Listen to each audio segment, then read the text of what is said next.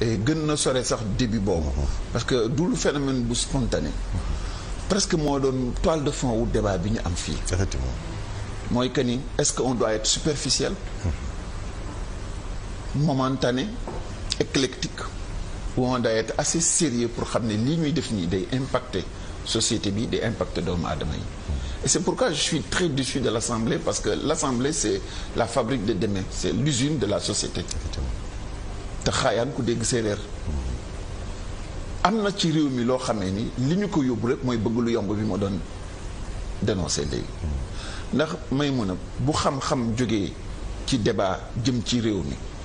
ngor jóge ci respect jóge ci lan moo ci des. des gens comme moi ils sont très à l'étroit. man xajuma ci xaste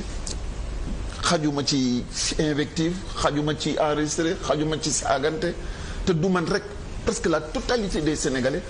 ils se retrouvent pas dans ça. góor yu bari noppi nañu. non foog ñu noppi et en ce moment là lan lay defee lan lay indi ñi war a dem jiite réew mi s'il y a un terrorisme boo xam ne moo leen empêché ñu dem ci qui va diriger. Et un jour dans des moments de très difficiles j'ai eu à tenir à un responsable au plus haut niveau de l'État ce discours-là ma ni que da ngeen war a def attention parce que bari na lu xew ci réew mi kenn indiw ko fi yéen a ko indi parce que xam nga lu tax parce que quand tu refuses à une opposition responsable la liberté de parler de marcher d'organiser des éléments d'avoir des droits élémentaires bu ñooñee demee toog seen kër jinne ngay waxal. bu jinne ñëwee jommal la. waaw te personne n'y gagne personne parce que même ñi ñuy reprocher na nangam ak nangam li ñu ëmbal nit ñi de positif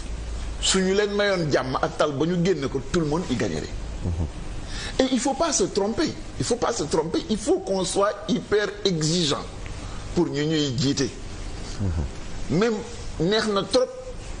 invective ak coow lu bare mooy dundal média mooy dundal télévision. mooy neexal plateau non pas invective. non mais day dundal. parce que waa xamul tax parce que yenn saa yi bu nee coow la dem na même man nii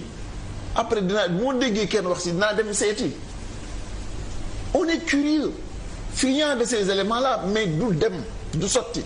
te maa ngi doon junj sànq ni suñu problème xam nga may mun a mooy lan mooy tubaab bi daf ñu naxoon ci li ñu doon. mu dagg ko dugal ci un greffon qui n'est pas nous et quand on a été indépendant le projet national n'a pas été convoqué da ngeen di wax ne man dama am problème mais Mamadou Dia nekk na fii premier ministre ñuy joxe HLM Baye Gaynde yi dugal ci turu doomam ba mu gis liste bi ni kii dafa niroog sama tur gi ñu nekk moom la mu ne lu tax mu nekk si ñu ne dafa doon des mu kile si mu relever quelque chose defoon. Et on était au début des indépendances les hommes de qualité mosuñu fee manqué ci réew mi mais malheureusement on n'a pas eu les radars qu'il faut pour capter les bons messages parce que dañ koy brouiller dañ koy embrouiller coow li dafa bare parce que bu saaga taxawee tout le monde est qualifié mais bu ñu laajee xam-xam ñu bare dañuy dellu gannaaw et c'est comme ça qu'il faut que nous soyons exigeants parce que li ñu yor ci réew mi mooy suñu ëllëg moom la ñuy manipuler suñuy avenir doom moom la ñuy manipuler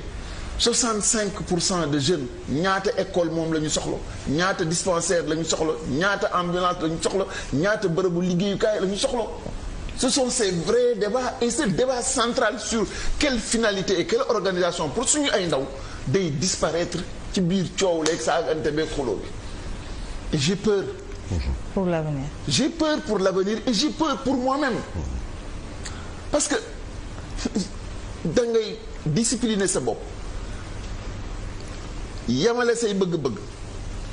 di nangu yenn coono yi juste pour donner aux autres la capacité identifier la yow exactement ni nga mel pour établir un lien de confiance te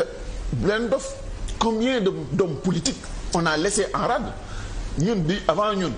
amoon nag suñu ay grands yu fi nekkoon ñenn ñi c'était les premiers ingénieurs dans leur secteur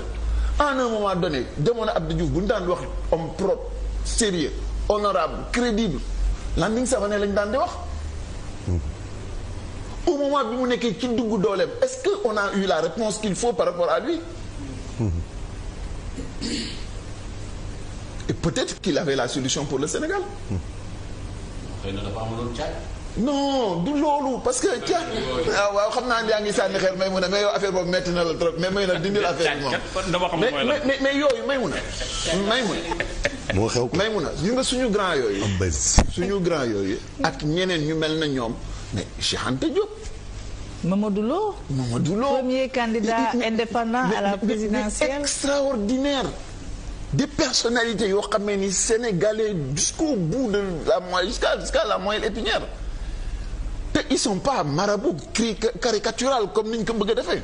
moi je ne suis pas caricatural un marabout ku ma ko waxul doo ko xam parce que je le vis en moi mais je l'exprime dans mes actes parce que li ma gëm mooy yawmal qiyaam kenn du fa dem du fa julli kenn du fa dem di fa jaamu yàlla lépp fii la xew